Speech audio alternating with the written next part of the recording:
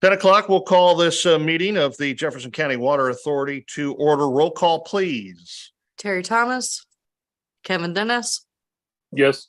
Greg Camp, Here. Matt Unrein, Here. Jim Caston, Here.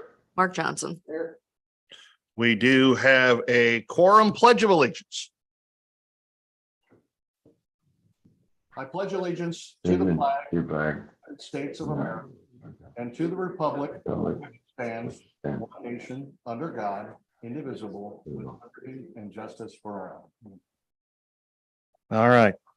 Item 4 on the agenda are the minutes from the regular board meeting of September 21st, 2023. I would accept a motion to approve the minutes. Motion to approve as presented. That's from Jim. Second. From Matt. Second. All those in favor, say aye. Aye. Minutes approved. Approval of bills totaling $579,227.23. Any questions? Otherwise, would accept a motion to approve the bills. Make a motion to approve the bills as presented for $579,227.23. I have a motion and a second from Matt. Roll call, please. Kevin Dennis, Yes. Greg Camp, Aye. Matt Unrein, Yes. Jim Caston, Yes, ma'am. Mark Johnson. Okay, next on the agenda is some old business and some exciting business. As we share this, the date has been set for us to officially accept the new collector well, but the collector well has been online for since the 26th of September. So by the time we get to it, it'll have 5 weeks in it, which is nice. But the cities of Festus and Herculaneum, our mayor, Sam Richard, and Mayor Ryan Wright, and of course, members of the JCWA team and the Burns and McDonald team will all be present. We hope you all can attend. That's Monday, November 6th at 10 a.m. We'll meet at the water treatment plant, which is off of Crystal Heights Road. Be a good time to come up. And then if you'd like to go see the to go see the collector well, you can do that while you're there. And I imagine Jeff wouldn't mind if somebody wanted to take a look at the plant too. That won't be a problem at all. All right, It'd be very a good. time for them to do it. Exciting time, and 2 years of a long, hard road and a lot of work have brought us to this point. So outside of that, we do have a couple of other things on the agenda related to all of that. Let me get to it real quick. The progress report, of course, they're basically down to buttoning up some of the smaller items, but most of that is all done. Just some small bits and pieces left to go on all of this. There you see some of the painting and finish work that they're doing. There was an email from the 28th from Jeff. Jeff, did you just want to kind of give us a brief summary of all Yes, that? This is from, I think this is the update on the initial startup of the well. okay, yes, the gist of it is, the startup actually went a lot better than what we had anticipated. All the training from the last 18 months paid off. Since we've been online, the caisson has held up outstanding. So we are keeping up with all both cities' demand, and we've got it now. So everything, I know there's a lot of questions on that, but everything's going splendid. And then the event with yesterday with the water break, I mean, we was able to keep up with the extra demand there, and everybody did everything they needed to do, you know, from your distribution folks and our operators working together. Fantastic teamwork. Kept a water supply to the city. So Excellent. it's going good. All right. Great news. Love to hear it. We did have the business income loss calculation under old business as well. This is something, this is for our insurer, Continental Western. Did anyone have any questions in relation to that? If not, under new business, there's a staff report on well number 2 power generator service contract SCADA parts, that's from Central Power Systems and Services. It's an inspection and maintenance agreement. Jeff, did you want to illuminate on anything with related to this? Well, with the, this is mainly with the power generator down there. Since it is new, we definitely do want to take care of it. And we're water plant operators. We're not diesel mechanics. Yeah. And so it's a great idea to have, you know, the professionals come in and maintain this stuff. And they will ensure that everything's done so we won't inadvertently void any warranty items or anything like that. And then the initial agreement will be for 3 years, and we'll be able to make sure that we get this, keep this thing online, work any bugs out of it, and then go from there.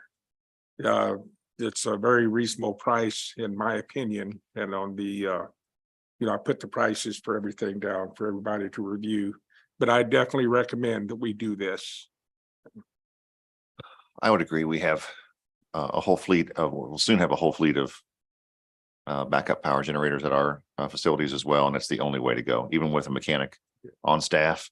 They're great when something goes down in the middle of the night, but the preventative care and maintenance, they are just as complicated now as any other piece of electronics that needs to be cared for by the manufacturer, someone trained by the manufacturer. Yes. So 2 items before us today. One is the purchase of spare parts from Durkin. You see those listed there, the compact logics. There's 1 at 612741. There's 1 at 434471. There's 2 at 216980 each, and then the switch at 217225 each. And then the second item is the proposal for the sludge maintenance, if that's correct, at 14,814.17, which would cover the full amount. So 1 well within budget, but it gives us some spare parts from Durkin, and the second, of course, being the sludge maintenance to cover the cost for the requested purchase. So any questions on any of that? Otherwise, we would entertain a motion to approve the 2 purchases. I'll make the motion. Motion Second. and a second from Jim. Roll call, please. Greg Camp, Aye. Matt Unrein, Yes. Jim Caston, Yes, ma'am. Mark Johnson, Yes. Kevin Dennis. Yes. Very good. The rest of that, let me see here, are all reports.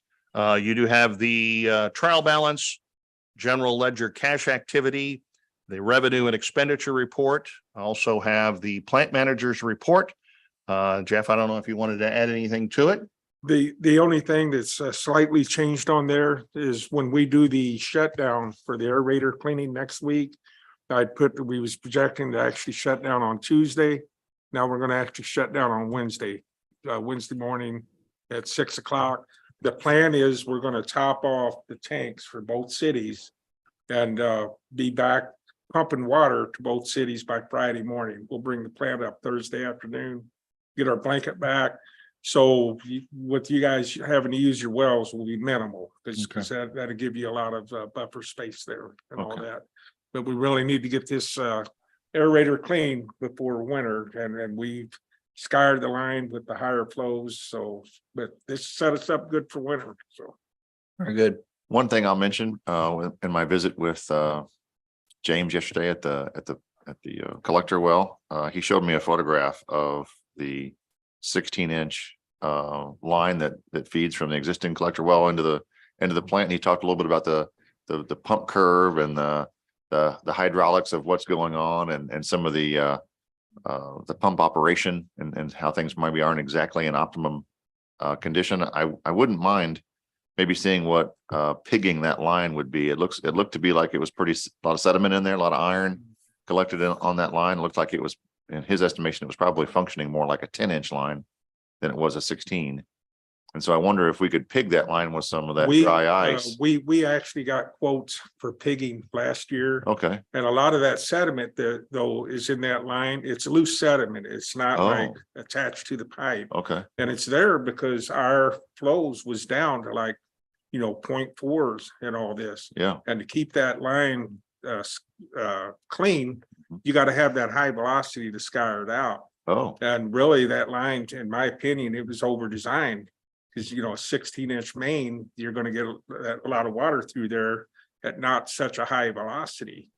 And so that's why, one of the reasons why we waited to clean the aerator until after we got the new well online, because we've been Oh. scoured it. Mhm. And so I didn't to say that line's a lot cleaner now than Okay. what it was when we took those Yeah. pictures. all right. Well, we should go But see that. pump pigging curve. will definitely probably be in the works for probably 2 or 3 years down the road, I'd say. Okay. It was pigged at one time. Okay. Yeah. Very Yeah. good. Thank you. I think the priority as far as projects is getting as quickly as we can, probably our RFP together for the rehab of well one. And have that ready to go. If we could have that ready to go by even say this time next year, relying solely on well two now. But getting well one back rehabbed and up and running, I think it puts us in a great position. So then when we did propose some maintenance to say the pipeline, what have you, the impact would be minimal.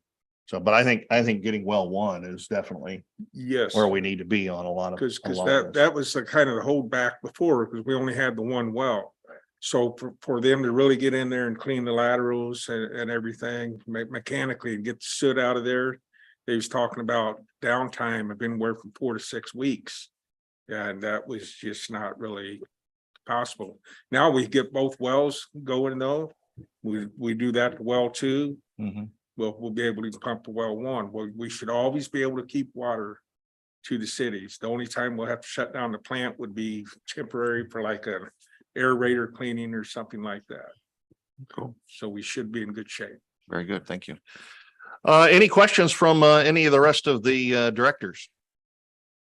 No, sir. Kevin, Jim, you good? Yes, sir. Nothing I'm for me, good. sir. Everything's running good. Okay, very good. I'm good. Okay, Matt?